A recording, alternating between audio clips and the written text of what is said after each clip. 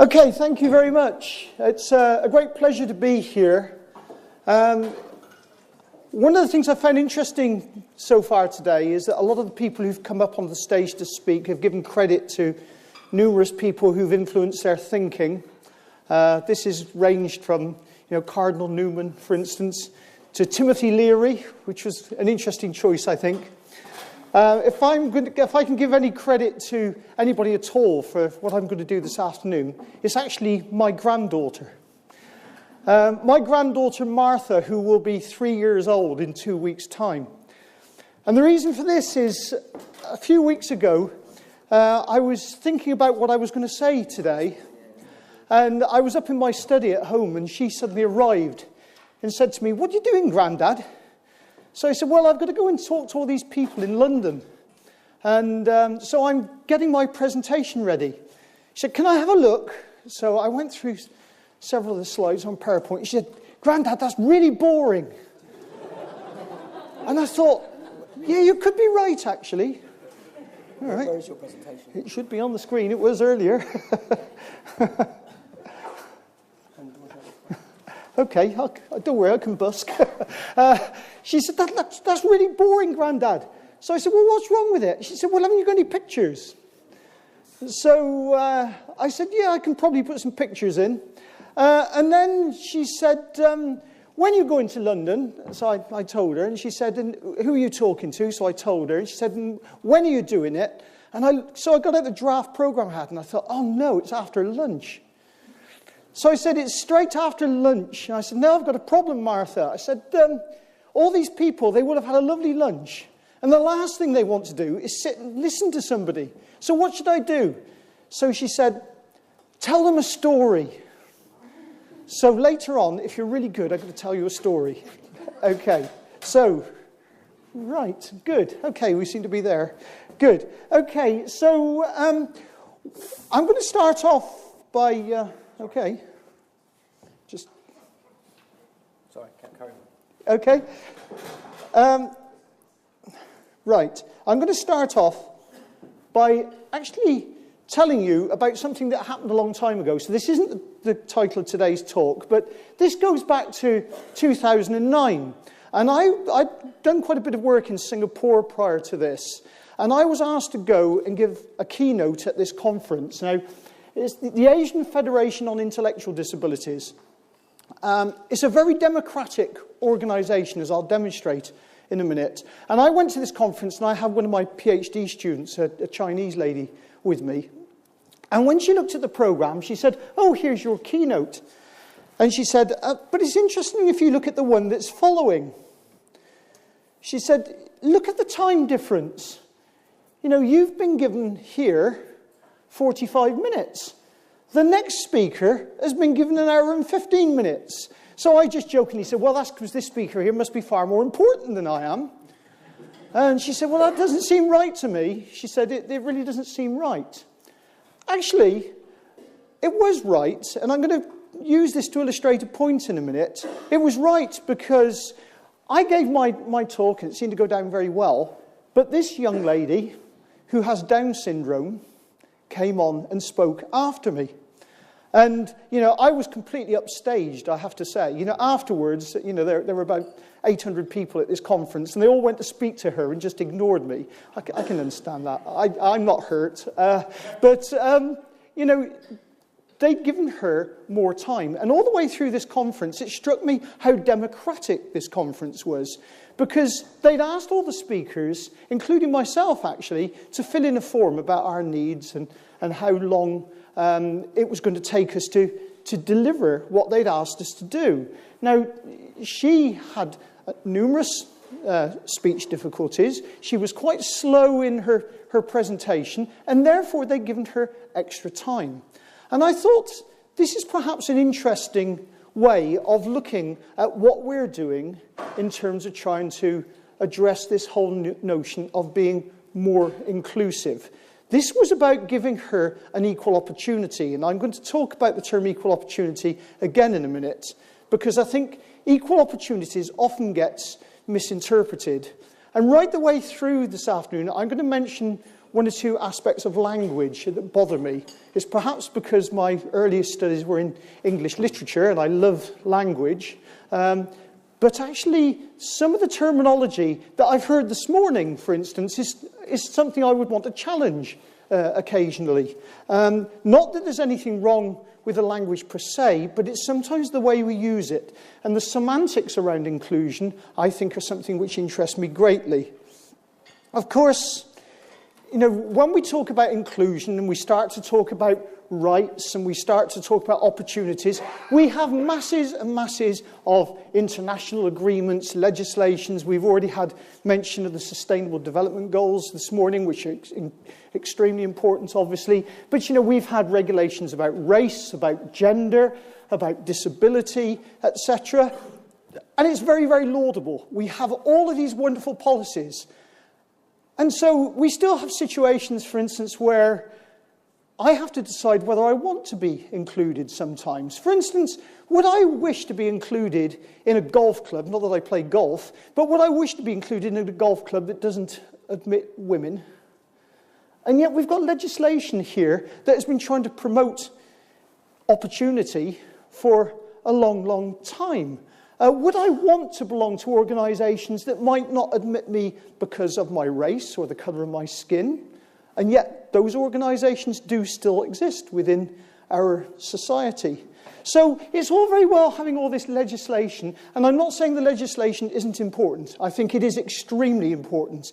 And I think, if this legislation is used to hold people to account, it's a very good thing. But far too often, it's full of loopholes, it's tokenistic, it's put into place to make people feel good. We've done something about this. We'll bring in some legislation. We'll bring in yet another policy. But I'm interested very much in the language here. And I'm interested, for instance, in how we're defining terms like inclusion. I quite like this example because it's come from an organisation called Inclusion International. Inclusion International was actually an organisation founded by people with disabilities. And they wanted to talk about what inclusion meant to them. And very interestingly, I went to one of their conferences once, and they said, people like you are guilty of telling us what inclusion is. Stop telling us what inclusion is. Ask us about whether we feel included, and ask us about when we want to be included, and ask us also when it's right for us not to be included. We can't all be included in absolutely everything. I've never tried, but I would imagine if I tried to join the Mothers' Union, for instance, I might not be permitted to join. Now, that might not be the case anymore, but it is what it says on the label. We shouldn't actually think that being included is just a right to have access to absolutely everything. We need to actually put things into context. Now, the important thing about this definition for me, not only does it come from people with disabilities, but it actually recognises that this is not just a single institution issue. People often talk about inclusive education. I know lots of kids who've been really well included in school. And I come from a school background originally. I was a teacher for many years before I went into academia. I know many kids who feel really included in school. They feel respected, they feel that they're involved, and then they leave school and everything falls apart. We cannot actually separate the whole process of education from these other issues of, as it says here, employment, consumer rights, recreation, community. All of these things, we need a much more holistic view if we're talking about inclusion. And one of the things that bothers me, and I've had discussions in my own institution about this, is the danger of sometimes setting people up to fail. Because we think we're good at what we're doing in our institutions, and we are pretty good at it, but we do it in isolation. We need to be far more open in the way that we actually look beyond our institutional walls. And we need to be careful about the language we use. And I'm going to say one or two things that might seem fairly critical of one or two things I've heard this morning, but we learn through debate. I'm quite sure. what is the difference between equality and equity?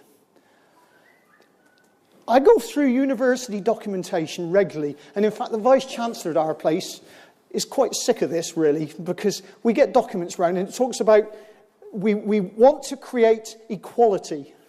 We do not want to create equality. We want to create equity, which is quite different. This is equality. Everybody is being treated exactly the same. They're all being given a box to stand on. But this little fella here, he's still at a grave disadvantage.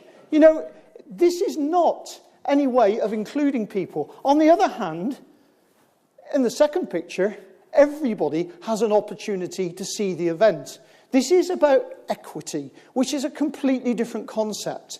And, equal opportunities is not about treating everybody the same. It's about giving everybody opportunity. This illustrates that quite well. And I have worries with a lot of things that I see in university documentation. These terms like parity. All students must have parity. So every student is entitled to so many hours of supervision or so many hours of one-to-one tutorial support. And everybody should be uniform and the same. We should achieve parity. We don't all need that parity. Those of you who supervise, for instance, very able PhD students know that some of them take a lot more time than others. And, there are a whole host of reasons why that's true. I'm not going to have a student come to me and say, oh, actually, you're now 10 minutes over your time allowance, so goodbye, I won't see you again. But, we have documentation that implies that is about giving everybody the same treatment. It's about parity and it's about equality. So, some of these terms, I would say, are weasel words. Equivalence is another one. Equivalence is a word that it's kind of meaningless. It's well-intentioned, but it actually puts students at disadvantage. I would far rather we did start using terms like equity and inclusion, but use them consistently and make sure that we know what we mean when we actually use this term. So, lots of people have written from their own perspectives. And one of the things I decided I was going to do today was, rather than you listen to my voice, listen to the voices of other people. And what they say about their own experiences and how they've been helped or challenged by the systems that they've actually been in. This is written by somebody called Donald Toolan. Donald Toolan comes from Dublin. He's a professional actor. He also is a wheelchair user. He is an extremely able man who, until fairly recently, very rarely managed to get any parts in theatre or film. He's done relatively well in the last few years. But he talks about difference and how people interpret him as being different. So he says, as a society, and I will read these things, I know you can read for yourself, but I know some people there can't see all of it. And also, I think I want to put the emphasis in various places. As a society, we are uncomfortable with difference. We are unclear about how we feel about disabled people because for a variety of reasons, including a difficulty to process constructively or talk about our experiences, we are collectively unclear about how we feel about ourselves. So he's saying, as disabled people, we're unsure about our identity.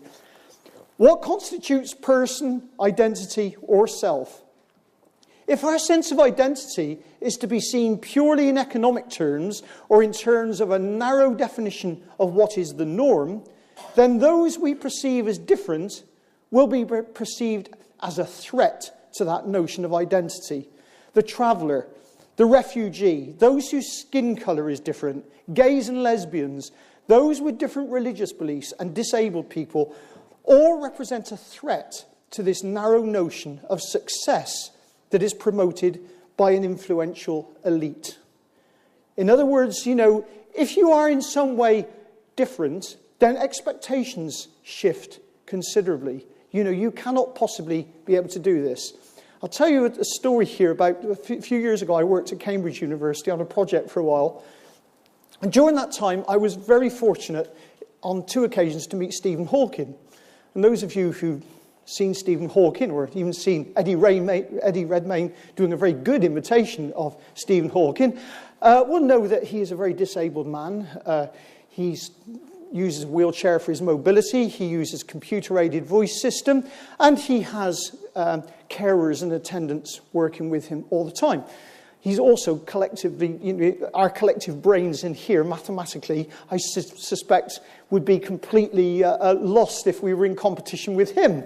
But I always remember the second time, and it was in the senior common room at Trinity College in Cambridge. And there was a lady academic, she happened to be American, but that's not really totally relevant to the story, who was in the corner of the room when Stephen Hawking was sitting in his wheelchair with one of his carers helping him to drink a cup of tea. And I watched this lady for a while, and she observed him across the room. And I thought, she's going to go and speak to him in a minute, and that's really nice. She's obviously recognised him, and she's probably going to ask him some intellectual question or something. So I kind of eavesdropped on this, and sure enough, she went over and she said, "Gee, Professor Hawkins, it's great to meet you. You've given us so much in terms of mathematics and science, but I look at you and I think, it must be absolutely awful to live the life you live and to have people who have to feed you and to dress you and to care for you. That must be terrible." And Hawkins hardly batted an eyelid, and then threw his voice simulator and said, "Gee, ma'am, it's nice to meet you too, but it must be awful to be so pig ignorant about the universe." And then, after a bit of a pause, he actually said to her, "Tell me, which of us is the most disabled?" And she really didn't get it at all. Because, of course, physically she wasn't disabled. But he was implying, this is a matter of interpretation here. You can see me, Stephen Hawking, the person with motor neurone disease, or you can see me, Stephen Hawking, the mathematical genius. Now, I know which he would prefer you to see him as. But actually, most people's first impression is that here's a man who is grossly physically disabled, and therefore their expectations immediately go down. And Donald Toolan says he's felt this all through his life. But he also says that one of the difficulties is it took him a long time to have the courage to stand up and tell people who he was. That sometimes people with disabilities, for instance, are not good advocates for themselves, and there can be real challenges in that. But let's go back to this language thing and the notion of discourse. Alan Dyson, who's up in Manchester, came up with this notion, which I think is quite important to us, of the fact that there could be 2 discourses in terms of inclusion. The first he describes as a discourse of ethics and rights. And this really struck a note with me, actually, when I was listening to Gert this morning, and a couple of things he said, that, a lot of the disability movement, the women's rights movement, for instance, came out of oppression. It came out of the notion that because we are different in some ways, we are on the fringes of society. We're not included. We are apart. And that this is wrong. It is our right to actually be a part and to be included in what goes on. And I was interested in listening to my colleague over here who was at Trinity College recently, because at home I actually have a photograph of the first 12 women who were admitted to Trinity College. I can't remember the exact date, but it was about 1920 or something like that. It was well into the 20th century. And a really interesting article about some of the academics who campaigned to get them out. God, let women in, what the hell next? And that was only in the 20th century. And, Dyson says that much of what happens comes from this emotional concern of people's rights. But actually, alongside that, there has to be a discourse of efficacy. Because if all we're saying, for instance, in terms of our institutions, in terms of the university context, is that it's everybody's right to come, that's not actually moving anywhere near to inclusion. Anybody can put somebody into a classroom, but that doesn't mean to say they're going to learn. It's not just a case of location and bringing people in. It is a case of actually thinking of what we do once we've got them there, to make them feel more comfortable, to help them to learn, and to learn at an appropriate level, which is both appropriate to them and the institution in which they are housed. And I think that's a really important point. But these two strands of inclusion, Dyson isn't saying that one is important and the other one isn't, but what he's saying is if you've only got one of these, if you've only got the rights agenda, then actually you're not going to move forward in actually providing an equitable situation. When it comes to rights, of course, there are lots and lots of different definitions of human rights as well. And, here's something from Amartya Sen, the great Nobel Prize winner from India. The notion of human rights builds on our shared humanity. These rights are not derived from the citizenship of any country or the membership of any nation, but are presumed to be claims or entitlements of every human being. They differ, therefore, from constitutionally created rights guaranteed for specific people. And this goes back to what I was saying about the documentation we have. We have a Race Relations Act. We have the Salamanca Statement and Framework for Inclusion. We have this documentation, and people have tried to put things into statutes. But as Sen would say, this has to start actually from a basic appreciation of humanity and respect and enabling people to feel valued. Lani Florian from now at Edinburgh University actually has said that accepting the idea that inclusion is about participation requires the development of methods which ensure the meaningful participation of people with learning difficulties in the decision-making process. It also requires that the process emphasises participation over placement. And I think she makes a very important point here. And again, it relates to a couple of things that Gert said this morning. Why do we want people to be on these courses? It's not just a case of accepting people on courses. It's surely much more about having people who are actually on the right courses, able to learn, able to access things. And, participation is more important than simply putting them in a situation. And Alison this morning, I thought, made a very interesting observation about the difference between learning and passing as well. There's a big difference between being in a room and simply learning and being in a room and actually learning at an appropriate level alongside your peers and being able to work within that environment. This is where my granddaughter put me right, because I had loads of this stuff. And she said, God, Grandad, haven't you got any pictures? So I put some pictures in earlier for you. Okay. But you probably know that every year there is this statistical report on higher education, equality in higher education. And again, equality in higher education. I think it needs to be thought through a bit better. But, we do get statements about students and about staff in higher education every year. This is one that's quite interesting to start off with. It's clear that gender issues are still prevalent and the continuing underrepresentation of women in certain subjects gives cause for concern. This is in the 21st century. Great cause for concern. And again, Alison was demonstrating that this morning when she was talking about being, a professor in a man's world. That still has a certain amount of kind of resonance, I feel. We're also continuing to see a significant lack of black minority ethnic staff in senior positions in universities. Overall, 4.2% of staff disclosed as disabled in 2013-14. This represents a 90.9% increase from 2003-4 levels.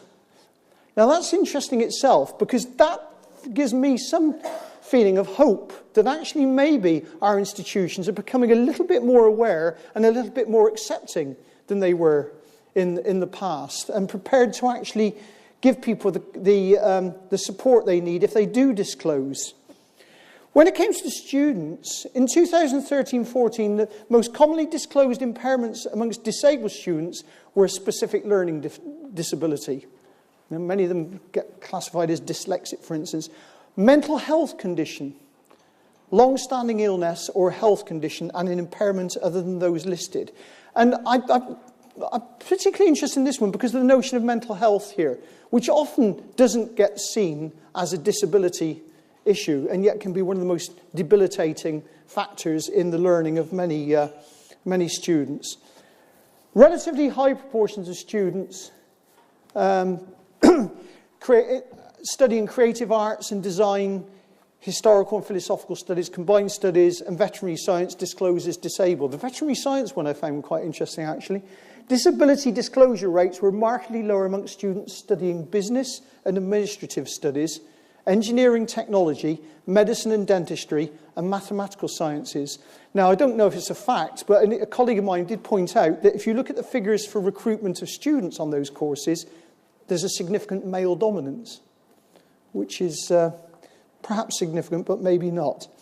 But what do we know about the efficacy of inclusion? We know for a fact, there's plenty of empirical evidence to say that students who have traditionally been thought of as unable to learn can make progress given the correct teaching approaches. And I'm going to tell you a story in a minute to demonstrate this. We know that tutors who plan for students with disabilities are often providing better for their whole class. You know, if they have to think about how they're going to moderate presentation, how they're going to use different methods to get a message across, often other students than the ones that that's aimed at respond very, very positively. We know that this takes structure and planning and is best achieved by involving the students themselves. It's really, really important points here, and I thought there was a really good point made by Usha this morning when she talked about voice. You know, we need to listen to what students say. We don't need to assume that we know what is good for them. We need to actually give them an opportunity to be involved in the decision-making processes, and that is really important.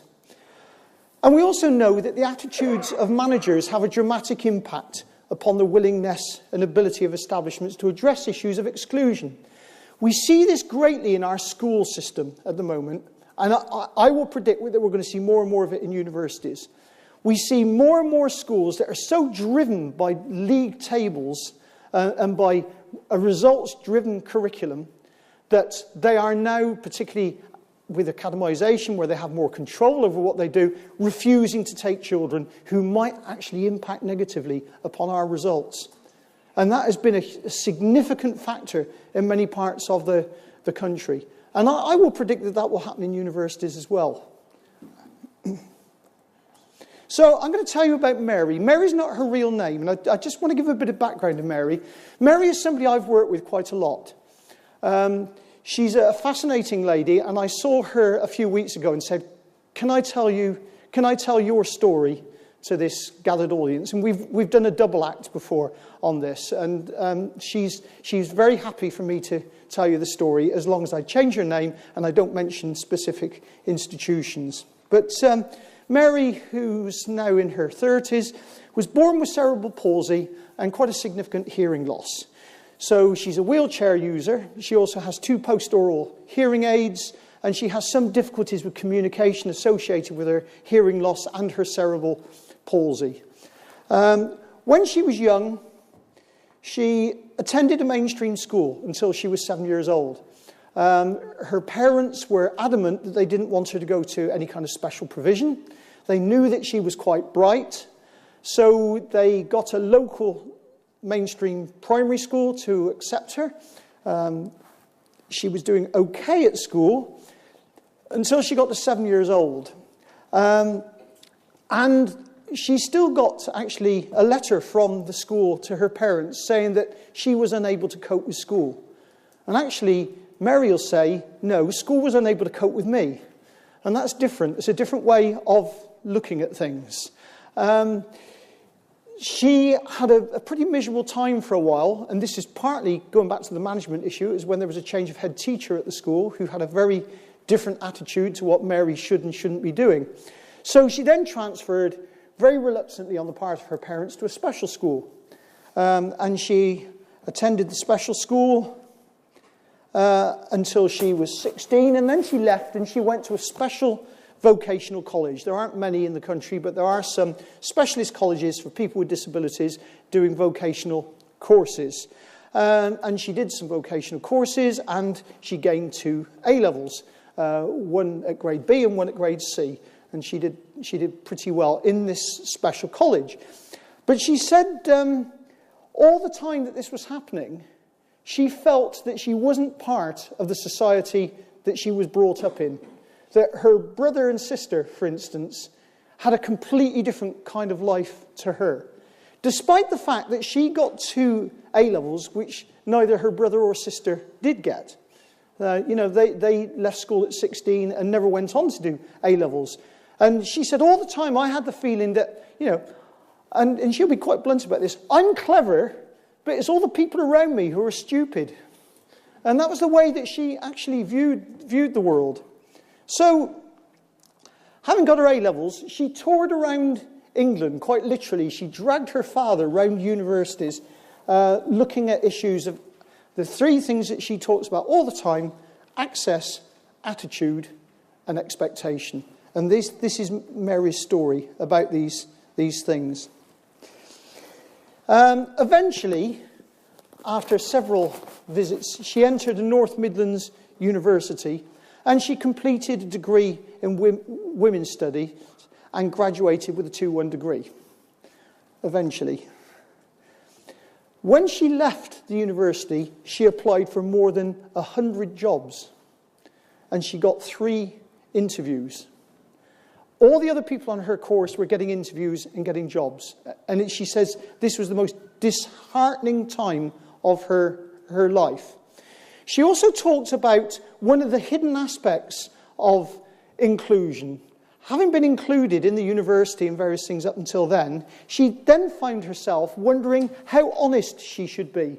So she used to apply for jobs, and she used to say quite clearly on her application, I'm a disabled woman.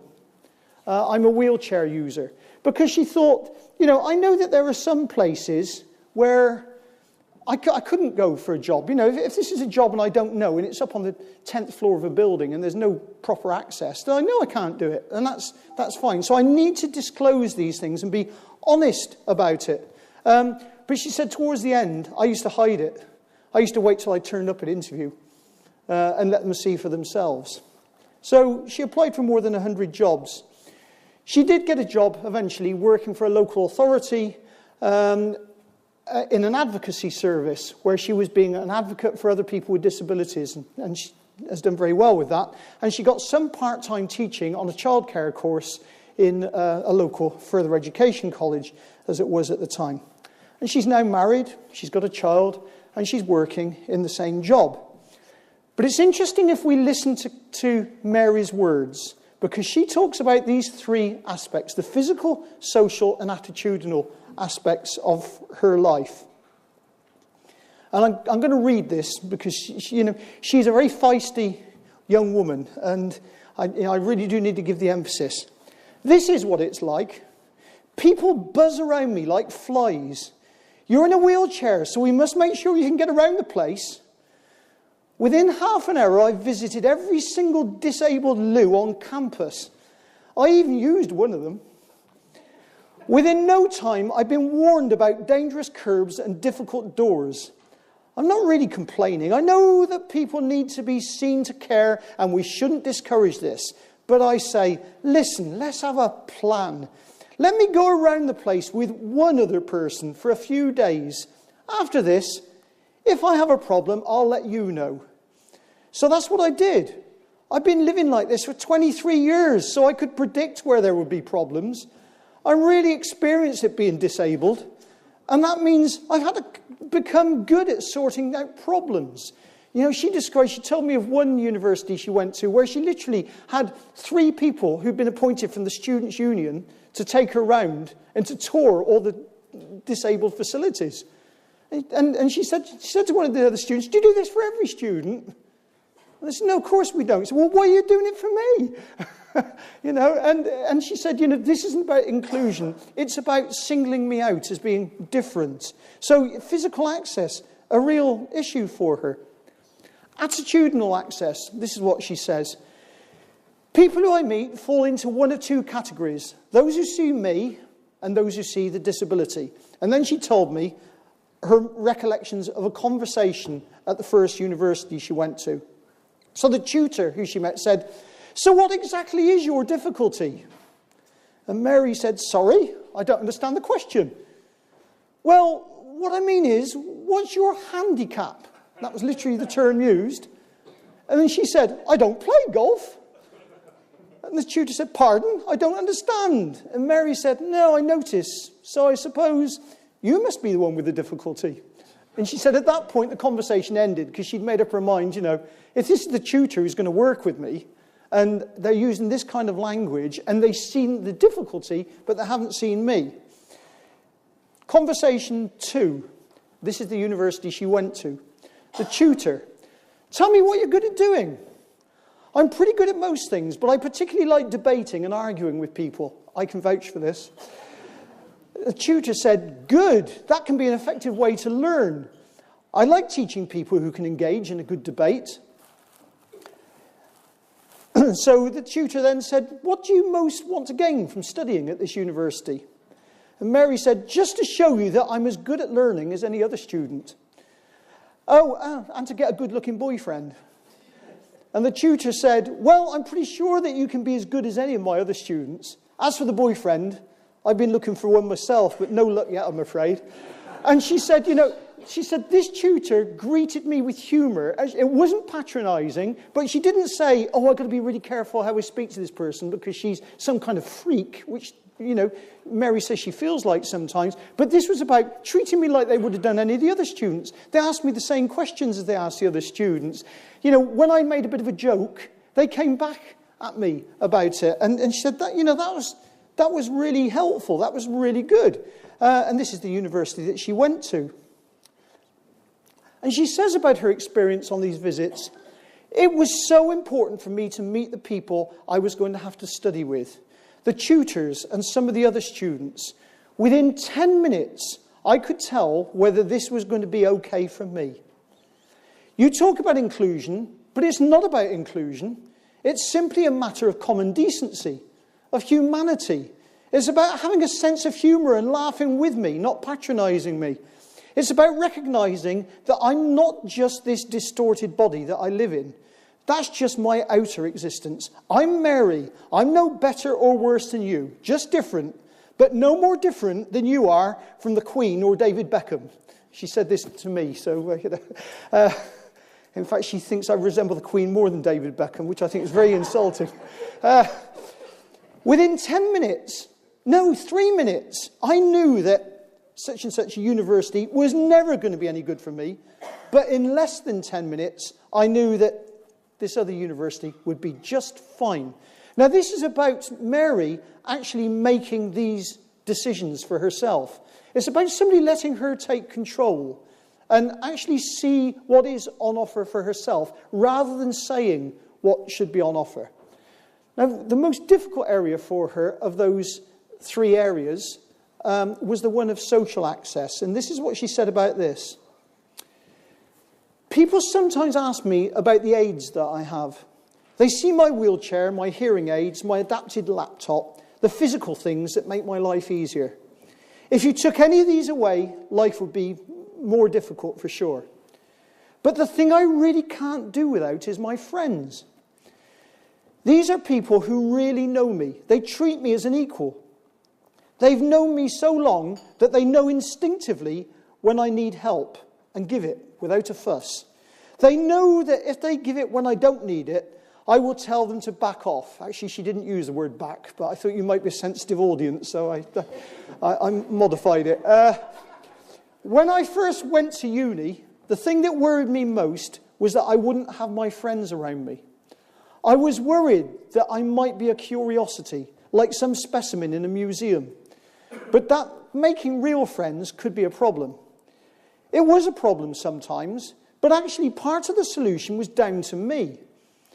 I had to make the effort. I joined just about every society at the place.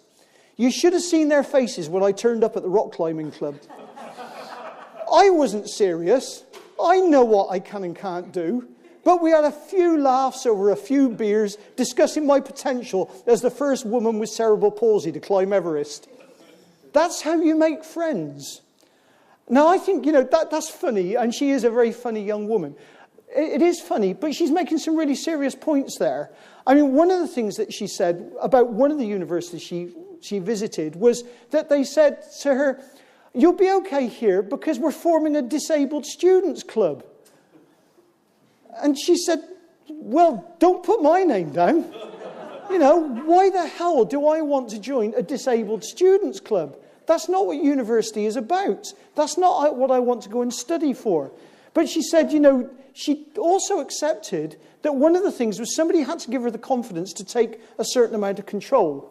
As she says here, she accepted that she had to take some responsibility for herself. Now, she did have, when she went to the university, she did agree to have a mentor. It was a student from the year above on the course she was on, who just used to drop in and give her a bit of advice. If she needed any help with anything, she could call this mentor. And they became really good friends. And she said that was important to her, actually. But she it wasn't just a rock climbing club she turned. She went to just about every club in the university. And some of them she became very active member in. Rock climbing never really did it much for her. But the other thing is, she's got the humour to be realistic here too. And I go back to this notion of what we mean by inclusion. If somebody said to me, the climbing club should not deny access to Mary, she shouldn't be discouraged from joining, I would want to say, at what level? I mean, she's got the sense to know that she's not going to go rock climbing.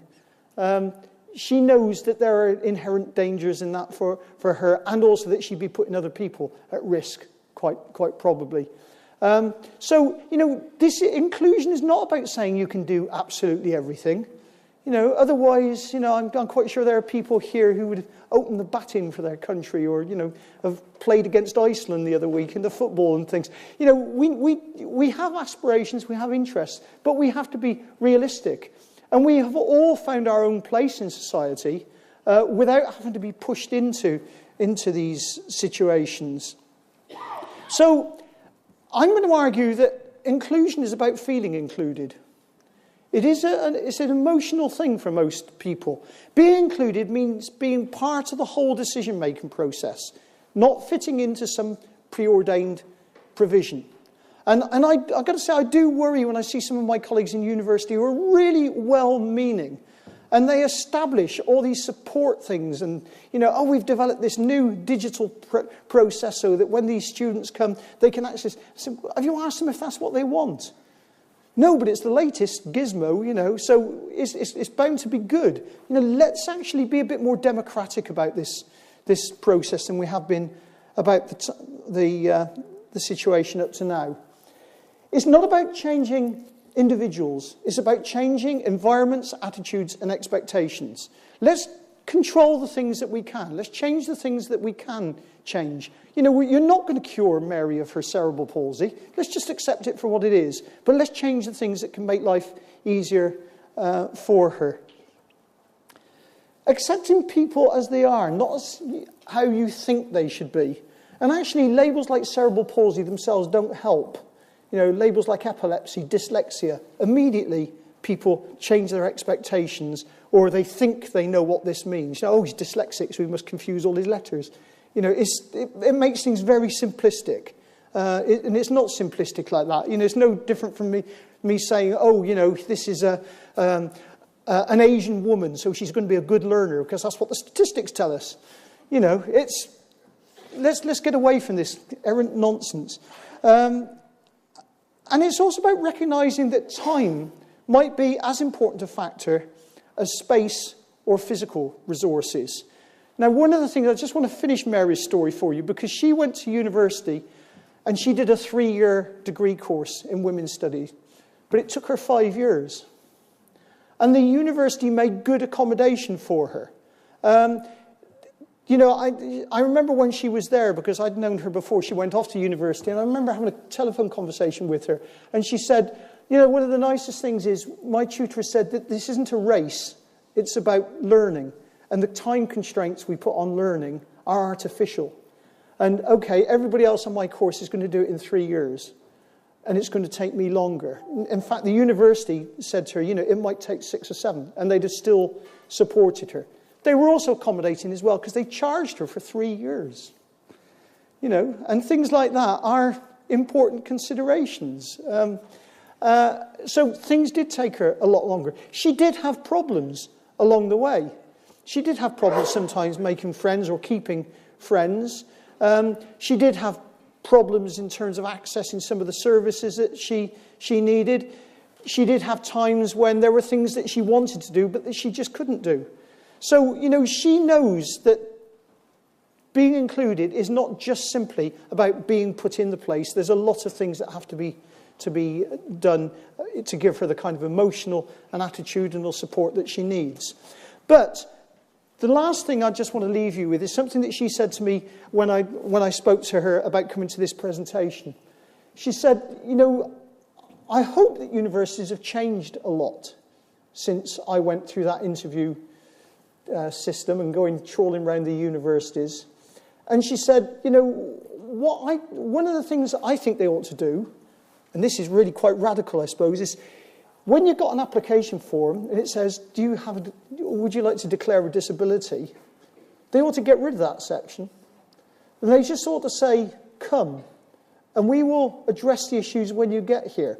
If you're intellectually able to get the qualifications to get in, and that is an important point, then let me come. And now I think that's too radical, actually, at the moment for most universities to be able to cope with. And I think universities do ask those questions with good intentions because they want to provide support. But she says, you know, that she still feels that even now in her life, she's seen as a disabled person before she's seen as this woman advocate, a mother, somebody with a 2-1 degree in women's studies, and somebody who, in most of our terms, we would regard as being a success within our community. Okay, thank you very much. Thank you very much to Professor Richard Rose. And if there are any questions on that very interesting and enlightening discussion.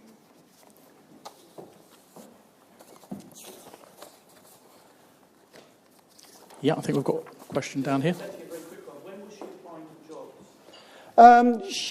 She's 35. 2002, she left university. Yeah, 2002. And actually, she lives in Northamptonshire, but she applied for jobs all over the kind of East Midlands area. In fact, she now lives in Leicestershire. Yeah. That's quite interesting because we've only just recently, and you know, slightly ashamed to say it, but we have done it so I can say it. We've only just recently changed our application, our job advert, to state very clearly that we don't ask for any disclosure until someone's called to interview, and then we require additional support in any way. They can then tell us. But until a year ago, on the application form, asked for disclosure. So that's quite interesting. Yeah. I don't know where we sit with other institutions in that, but we revised. I think it is quite variable, to be quite honest. And I know Manchester University, we're doing some quite interesting work in this area, looking at access to university courses for students and the way that they set up the interview process, etc. Yeah. Which university did Mary go to? She did ask me not to say, actually, because she said there could be somebody in the audience from one of the universities that I didn't like. So I do know which it was, but yeah. Thank you very much, Gail. My question was around how do you feel? I mean, fine, we talked about disability and the application for point, which is very clear. Do you feel that we should explore questions about genders, about of origin? We've got independent questions about equality there as well, and how do you feel about that? Yeah, some of the information that we collect as universities, and goodness me, we don't have to collect a lot of information in universities. Some of it, I do wonder why we need to ask this. I was talking to Alison before she went. She was talking about her experience when she was working in, for instance, she was working in the armaments industry, actually, as a chemist. And, you know, the fact that people did express amazement that a woman could be doing this kind of work. If somebody actually says on an application form, if I have somebody apply for a PhD, and on the application form it usually does say their gender, but is it one of the things first thing I'm going to look at? You know, I don't know about taking this person. It's a fella. You know, it's you know, I don't see that the information is that relevant. I don't agree totally with Mary on the disability thing, actually, because I think universities do go out of their way to make sure that there are suitable facilities. And in terms of her case, you know, as a wheelchair user, for instance, if somebody's going to make decisions about things like accommodation, then I think, you know, they need that information. Otherwise, they could cause offence later on. But, yeah. Or one more question. But, I mean, there are things, for instance, just suppose that I sent you an application form for our university and I asked you to declare the colour of your skin. What would you think? I would apply for the job in the first place. Yeah, quite, yeah. I mean, it's interesting, isn't it? Or, you know, or if I asked about your sexuality or something, you know, it's... Yeah, it's not anybody's business, to be quite honest, is it? Yeah. One more question. I think in many cases, I don't know if you agree with me, we people who consider ourselves have no disabilities, or at least we think like that, we don't appreciate, we don't understand what, you know, disabilities which exist with other people. I mean, some of them are physically or visually are recognized, but some of them are not. Yeah, Do you agree absolutely. with that? And that's the problem. Usually I've seen it in academia and universities and in the societies in general. Yeah. So I think there is a worry, you know, that I, for example, as a teacher or tutor, I might face somebody in the class and I don't know what their disability is. And the problem is not only that, I don't know how to deal with that. But the other thing is, on the other side, I don't know if you agree with me, especially I've experienced it in institutions or universities, there is a concern that we are wrongly evaluating or assessing, I don't know. And then we giving or putting these people in advantage compared with the people who possibly. Consider. I mean, I'll give you just a simple example. Recently, we have in our University of Limerick, for a number of years, we have what we call disability support unit or something like that, yeah? And they started doing all these assessments. And suddenly, for the last 5 years, I receive about at least 20% of the students with dyslexia, disability. Yeah. And they know that the reason is other students starting complaining because that actually gives these people who've been assessed with dyslexia advantage over the other ones. I mean, one of them is I discovered that students who are assessed and been diagnosed as having dyslexia, they appoint somebody to sit with them in the class to take notes. Or they give them about an hour in the exam and so forth. So there is something here, and I don't know if you have a solution to that. I don't know that there's a solution. I think if there is going to be some kind of assessment, though, it's got to be fair and it's got to be properly administered. And I know you come from Limerick, I gather, and this has been a huge issue in Ireland, actually, specifically, with people getting support in schools through the NCSE, National Council for Special Education. It's been a huge issue there. But, I think, going back to something you said, about not knowing, I mean, I look at this room here, and I don't know if anybody in this room has a disability. There could be somebody sitting here who's epileptic, for instance, which you wouldn't see, and I don't know. But, I think we've got to start giving the responsibility sometimes to the students to disclose to us what their situation is and what they actually need. I think we've got to put some of it back to them, because, I might have a disability that isn't affecting the way I learn, and I might not want you to know that. And I think that's fair enough. I'll just finish by telling you a story about that, actually. It's about schools, but I was in my office at the university one day, and there's a knock on the door, and there's a young woman, an undergraduate student, who I've never met before in my life. In fact, I do very little work with undergraduate students. And she said to me, "Are you the professor of inclusive education?" And I said, "Yes." And she said, "Oh, I'm going on school placement in a couple of weeks' time. I'm going on teaching practice, we used to call it." And she said, "Then I've got a boy in my class with ADHD. What should I do?" I said, I have no idea. What do you mean? How'd you expect me to know? And she said, but you're the professor of inclusive education, aren't you? And I said, yes. She said, don't you know what ADHD is? And I said, yes, I know what it is. And she said, well, tell me what I should do with this boy. And I said, I've never met this boy in my life. I haven't got a clue what he's like. I said, I can tell you about ADHD, but I can't tell you about the boy. I said, what I am going to suggest you do is get to know him and talk to him. And, ask him what helps him learn.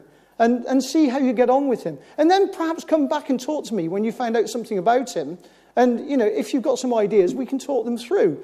But I'm not going to say to you, I said, I could tell you, go into class and paint in blue, and you'll have no problems. Actually, I really think she would have done it.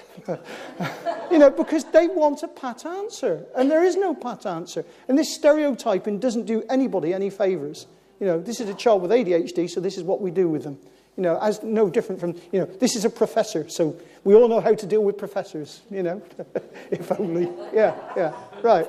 Okay. Okay, thank you very much indeed. Okay, thank you.